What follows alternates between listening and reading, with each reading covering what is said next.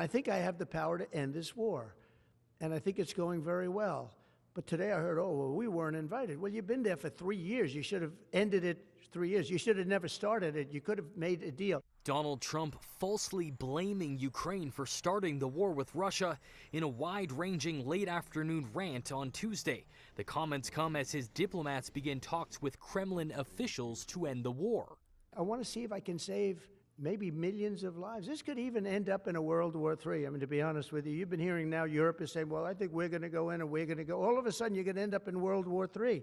Trump also admitted that before Putin's invasion almost 3 years ago, the two leaders had spoken about a potential military operation. President Putin and I would talk about Ukraine. It was the apple of his eye, I will tell you that. But there was never a chance of him going in. And I told him, you better not go in. Don't go in. Don't go in. And he understood that. He understood it fully. The talks in Saudi Arabia don't include Ukraine. The president says they missed their chance to make a deal.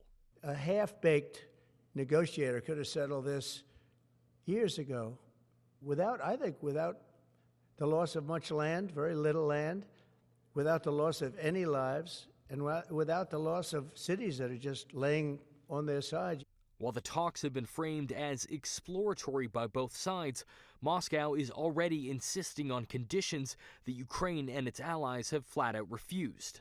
Russia's ambassador to the UN says Ukraine must cede more territory, remove Zelensky from office, and never be allowed to join NATO.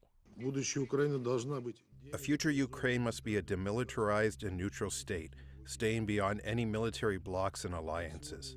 The U.S. president says he's in favor of new elections in Ukraine, where the population remains under martial law during the ongoing war. The leader in Ukraine, I mean, I hate to say it, but he's down at 4% approval rating, and where a country has been blown to smithereens. And I like him personally. He's fine.